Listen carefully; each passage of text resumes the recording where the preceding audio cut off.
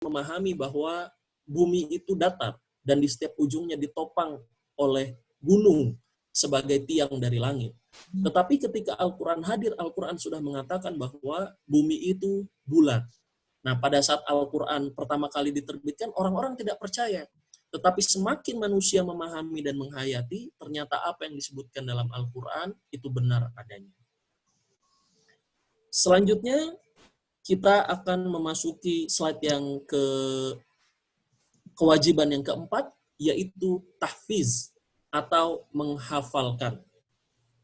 Nah, Rasulullah SAW bersabda dalam hadis riwayat At-Tirmizi, barang siapa yang di dalam rongga tubuhnya tidak ada sedikit pun Al-Quran, tidak ubahnya bagaikan rumah yang bobrok. Jadi berdasarkan hadis ini, kita wajib memiliki hafalan Al-Quran, walaupun sifatnya minim. Misalnya untuk hal-hal yang pokok, seperti Al-Fatihah, karena itu harus dibaca pada saat sholat, ataupun satu surat pendek. Jadi ada salah satu sahabat Nabi yang tidak hafal Al-Quran secara umum, tetapi hanya hafal Qul Huwallah saja. Nah, oleh Rasul ini diperkenankan, karena yang bersangkutan memang sibuk berperang. Yang penting di dalam tubuhnya, walaupun yang bersangkutan hanya hafal Al-Fatihah dan Qul Huwallah, tapi beliau sangat menyerap kandungan, sangat hafal dan sangat menyerap kandungan dari kedua surat tersebut.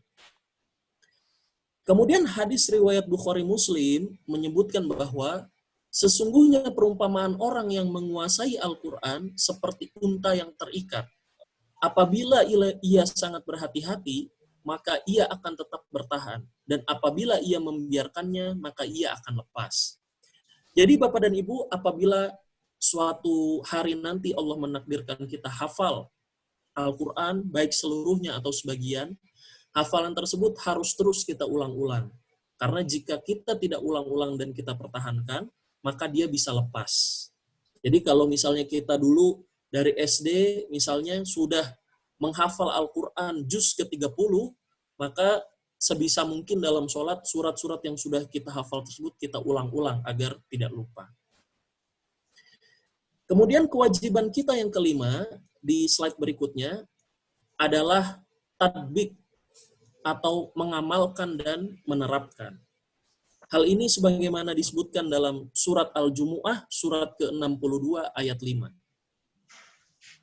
A'udzu billahi minasy syaithanir rajim.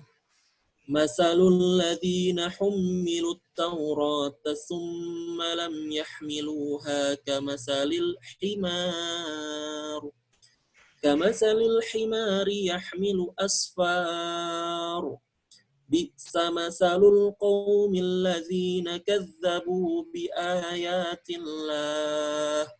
Wallahu la yahdil qawmaz zalimin. Yang artinya, perumpamaan orang-orang yang dipikulkan kepadanya Taurat, kemudian mereka tiada memikulnya, adalah seperti kedelai yang membawa kitab-kitab yang tebal. Amatlah buruknya perumpamaan kaum yang mendustakan ayat-ayat Allah itu, dan Allah tiada memberi petunjuk pada kaum yang zalim. Jadi Bapak dan Ibu, berdasarkan ayat ini, segala hal yang disebutkan dalam Al-Quran, ini wajib kita amalkan dan wajib kita terapkan dalam kehidupan sehari-hari. Kemudian kewajiban yang terakhir, yaitu kewajiban yang keenam, di slide berikutnya, bagi seorang muslim terhadap Al-Quran adalah tabligh, atau mendakwahkan, atau mensyiarkan. Hal ini sebagaimana disebut dalam surat ke-27, yaitu surat An-Naml ayat ke-92. A'udzu billahi minasy syaithanir rajim.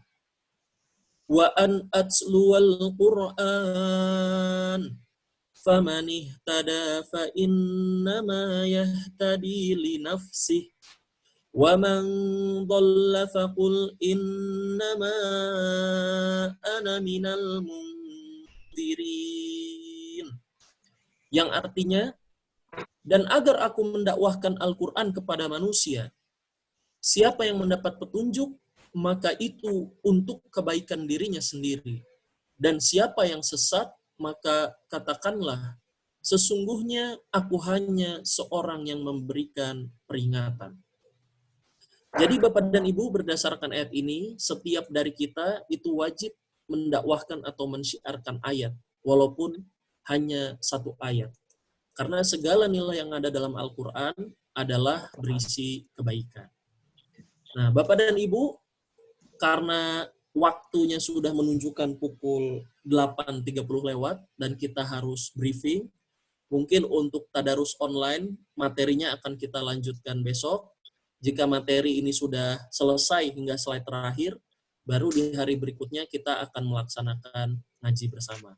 Itu saja mungkin dari kami, tim GPUT Tangkas. Apabila dari Ibu Evi, Ibu Dewi, Bu Lilis, dan teman-teman sekalian ada tambahan, kami persilahkan.